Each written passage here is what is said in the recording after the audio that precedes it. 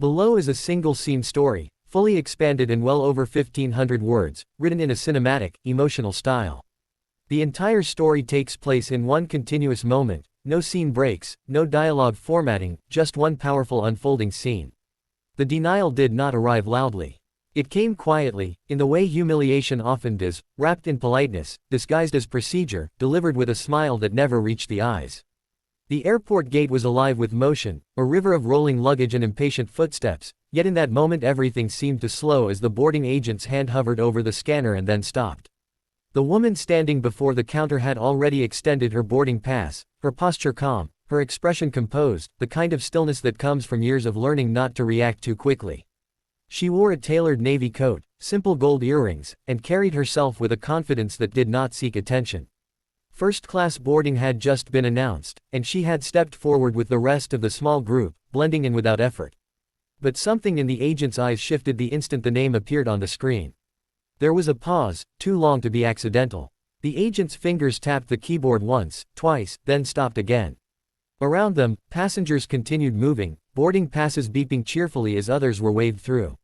The woman waited, patient, accustomed to delays, accustomed to systems that moved slowly when they wanted to.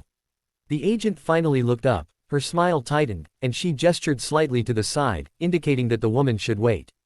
No explanation was offered, no apology, just a subtle redirection, as if this were the most natural thing in the world. Minutes passed. The first-class line thinned. A man in a wrinkled blazer was waved through without hesitation. Another passenger laughed with the agent, exchanging small talk, then disappeared down the jet bridge. The woman remained standing to the side, her boarding pass still in her hand, the unspoken question hanging in the air. She glanced at the screen behind the counter, which still read first-class boarding in bold letters. She checked her pass again, not because she doubted it, but because she had learned that sometimes people needed proof repeated twice before they believed it. Finally, she stepped forward again, gently placing the boarding pass on the counter. The agent's eyes flicked down and back up, and this time the smile vanished completely. The agent said something brief, something rehearsed, something about a seat reassignment, and a system issue, her tone clipped and final. The woman listened without interrupting, her face unreadable. Around them, a few nearby passengers slowed, sensing tension the way animals sense a change in weather. A man behind her frowned. A woman clutched her purse a little tighter. The agent slid the boarding pass back across the counter, not meeting the woman's eyes. The implication was clear: step aside, you do not belong here. The woman did not raise her voice. She did not argue. She simply stood there, absorbing the weight of the moment, the familiar sting of being quietly told no, of being reminded that credentials and tickets and achievements sometimes mattered less than perception. She could feel the heat rising in her chest, not anger exactly, but something heavier, the exhaustion of having seen this before. She stepped aside once more, this time fully out of the boarding lane, and watched as the final first-class passengers were waved through. The gate area grew quieter as the general boarding groups were announced. People glanced at her, some with curiosity, some with discomfort, some with indifference. She felt invisible and hyper-visible all at once, standing there with a first-class ticket that suddenly seemed theoretical. What no one around her knew, what the agent certainly did not know, was that this woman had spent her life mastering moments like this. She had learned early that power did not always announce itself, that the most influential people in a room were often the quietest. She had built a career not on loud declarations but on precision, on preparation, on knowing exactly when to act.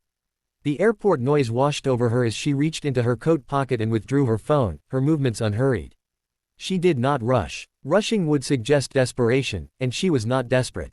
She scrolled calmly, thumb moving with practiced ease, and selected a contact saved simply under a first name.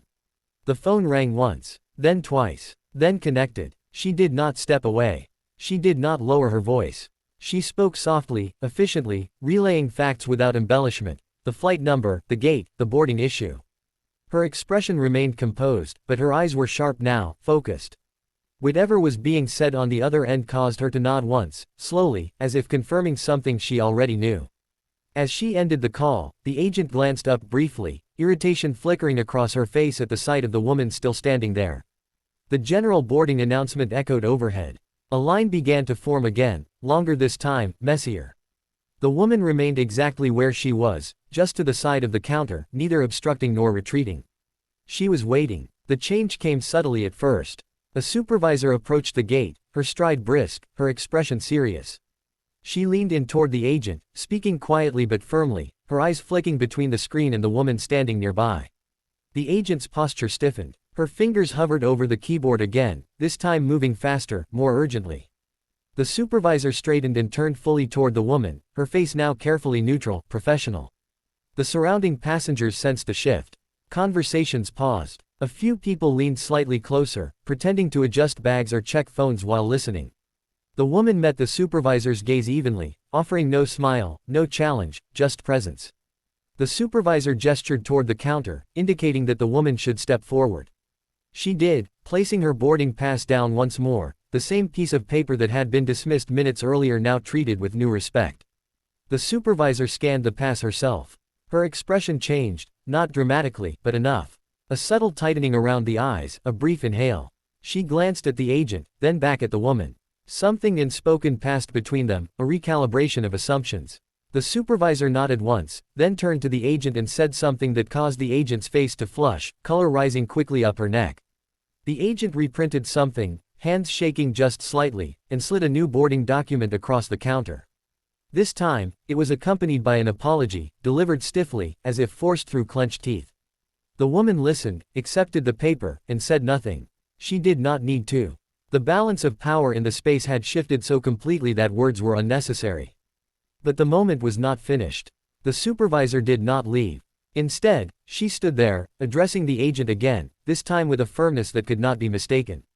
Other staff members had begun to notice, gathering subtly, pretending to busy themselves nearby. The woman stood quietly as the conversation unfolded around her, the airport hum continuing as if nothing extraordinary were happening, even as something very important was. The supervisor gestured toward the jet bridge, then toward the agent's terminal. The agent nodded repeatedly, her earlier confidence gone.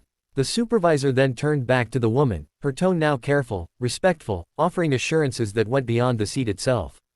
The woman acknowledged them with a slight nod. She did not gloat. She did not smile. Vindication, for her, was not about triumph, it was about correction. As she finally walked down the jet bridge, first-class boarding long finished, the space seemed different. A few passengers avoided her gaze. Others watched her with something like awe.